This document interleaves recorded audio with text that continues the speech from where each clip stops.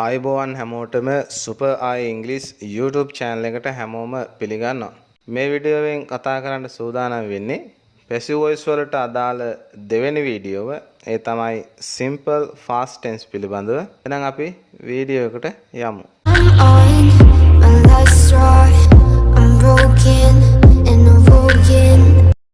සුනිල් ගිය සතියේ කාර්යයක් මිලට ගත්තා. Sunil bought a car last week.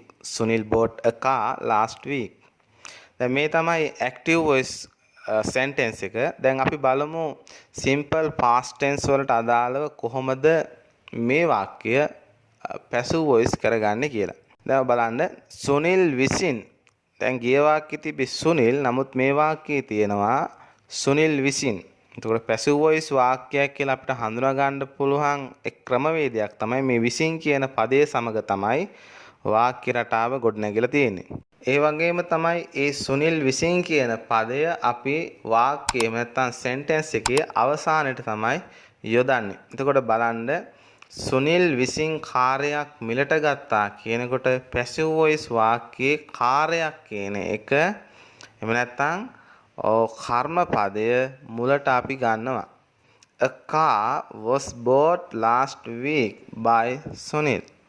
A car was bought last week by Sunil. ඒ වගේම තමයි passive voice වාක්‍යයක් කියලා හඳුනා ගන්න පුළුවන්. දැන් active voice වාක්‍යයේ ක්‍රියාපදයේ තිබේ bought කියලා ගත්තා මිලට ගත්තා.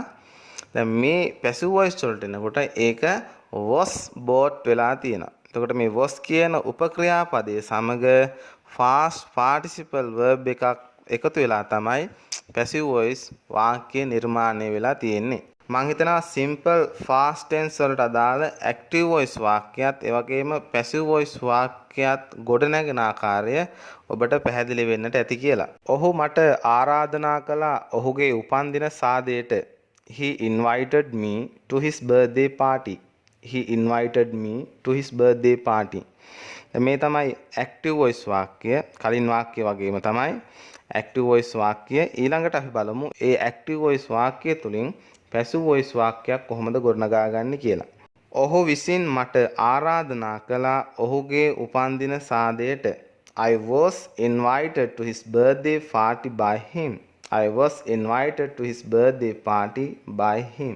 එතකොට අපි ගා passive voice වාක්‍යයක් අඳුන ගන්න පුළුවන් විසින් කියන පදයෙන්. එතකොට මේ විසින් කියන පදයේ සමග එන කොටස අපි වාක්‍යයේ අවසානයේට යොදනවා. ඔහු විසින් කියන එක බලන්න by him කියලා වාක්‍යයේ අවසානයේට යොදලා තියෙනවා. එහෙනම් කර්තෘ පදේ නෙවෙයි කර්ම පදයේ මුලට අරගෙන තමයි passive voice වාක්‍ය නිර්මාණය කරන්නේ. ඇය නිතරම කුඩයක් රැගෙන ගියා. She always carried an umbrella. She always carried an umbrella.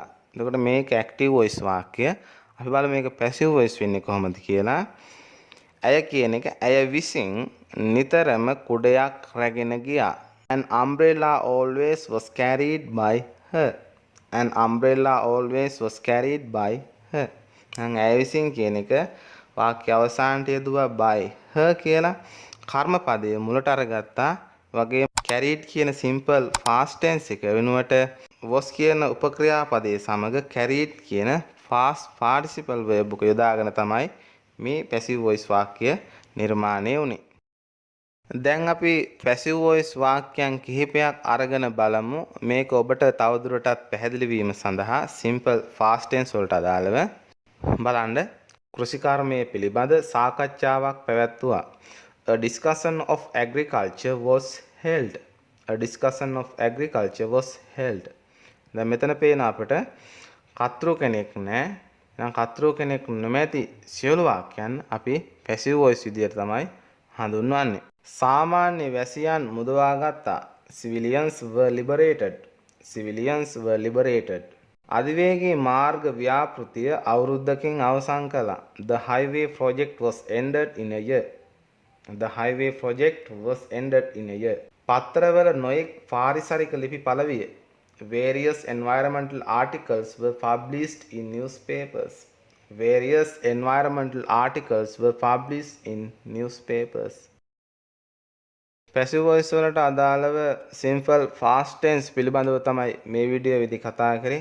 ඉතින් ඔබට simple fast tense වලට අදාළව active voice භාවිත වන ආකාරයත් ඒ වගේම simple fast tense වලට අදාළව passive voice වාක්‍ය භාවිත වන ආකාරය පිළිබඳව මනා අවබෝධයක් මේ තුලින් ඔබට ලැබෙන්නට ඇති. ඉතින් මේ වගේ තවත් වාක්‍ය රටාවන් හොයමින් ඔබගේ දැනුම වර්ධනය කරගන්නට කියලා මතක් කරනවා. ඒ වගේම තමයි අපේ YouTube channel එක තාම subscribe කරලා නැත්නම් අනිවාර්යෙන් subscribe කරන්න කියලාත් මතක් කරනවා. ඒ වගේම තමයි ඉදිරියේදී passive voice වලට අදාළව තවත් වීඩියෝ එකකින් හමු වෙන බලාපොරොත්තුවෙන් මේ වීඩියෝෙන් සමු ගන්නවා. ඔබට සුබ අනාගතයක්.